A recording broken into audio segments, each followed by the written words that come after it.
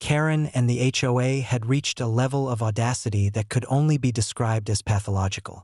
After years of failed attempts to intimidate, harass, and control my property, flooded lakes, sabotaged docks, Carolina Reaper humiliations, snake defenses, immobilized junkyard vehicles, river manipulations, willow tree confrontations, biker gang interventions, explosive raids, thwarted lock tampering, ladder spying, hotel flooding, pit-trapped patrol trucks, powerless power lines, surprise crocodiles, immobilized tow trucks, $20 million fines, concrete hedge walls, glued locks, lake fines, sliding SUVs, gasoline pump EV pranks, pontoon boat fines, the sheriff confrontation, wetlands debacle, dock birthday humiliation, and sewage flooding. They had now attempted their most audacious act yet, building a massive commercial mall directly on my land. It began with construction vehicles appearing seemingly overnight, dumping gravel, laying foundations, and erecting scaffolding, all while HOA members pranced about with clipboards and approval forms, claiming legitimacy. They believed that by invoking community development, they could bypass property rights, asserting authority where none existed. Karen personally supervised every stage, orchestrating the chaos with the confidence of someone who had repeatedly assumed she could dominate without consequence. Grandpa and I, alerted by the surveillance drones, immediately assessed the situation. Ranger patrolled the perimeter, a silent but imposing guardian, while drones hovered above, capturing detailed footage of every action. The sheer scale of the attempted construction was impressive.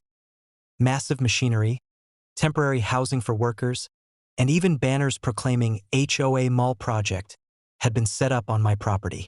But their audacity had a fatal flaw. They assumed that legal ownership and strategic foresight would not exist in tandem.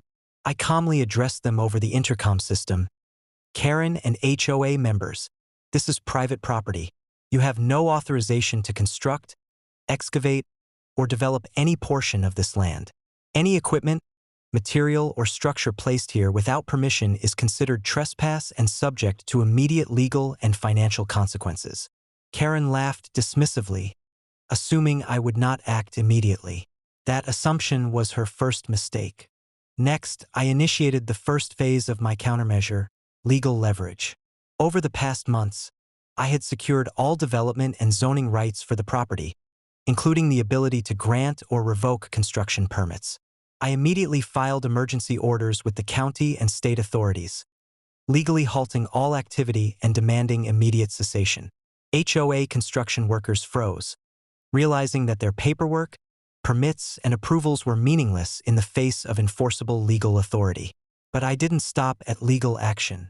Using a network of strategically placed sensors, hydraulic platforms, and automated machinery, I slowly began reclaiming control of the land. Foundations that had been laid were subtly destabilized, harmlessly, yet enough to make them unusable. Heavy machinery was subtly immobilized using remote control features and environmental adjustments I had engineered over years. Gravel piles were redirected, scaffolding tilted slightly, and temporary structures gently but effectively collapsed, ensuring no construction could continue safely. Meanwhile, the HOA members panicked.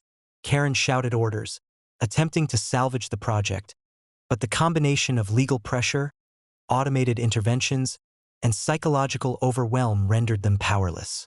Drones captured every flailing gesture, every shouted command, and every failed attempt at reclamation. Rangers circled the perimeter, barking sharply to reinforce the seriousness of the situation. Karen's face transitioned from smug confidence to stunned horror as the reality set in. Her grandiose plan had crumbled spectacularly. Then came the final phase, strategic financial maneuvering. Recognizing the enormous value of the property and its development potential, I leveraged my ownership to negotiate a sale. Within hours, I legally sold the property, including the attempted construction zone, to a private investment firm and became a billionaire overnight. Karen and the HOA were left with nothing, no control, no project, and no recourse. Their audacious attempt to appropriate and develop private property had been met not just with legal enforcement, but with a strategic financial triumph they could never have anticipated. By evening, the property was calm, machines removed, and the lake and surrounding lands pristine. Ranger patrolled silently, drones hovered in observation, and the failed mall site stood as a monument to the consequences of audacity unchecked by foresight. Karen and the HOA had learned yet again that on this property, arrogance is met with preparation, audacity with strategy, and trespass with results that are as financially and legally irreversible as they are humiliating. Reflecting on the incident, it was clear that this confrontation reinforced an enduring principle. Authority, strategic foresight, and preparation will always prevail over arrogance and entitlement.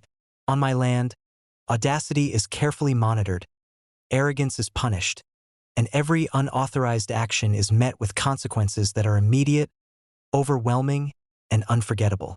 Karen and the HOA had once more discovered that attempting to challenge absolute authority leads not to victory, but to monumental and irreversible failure.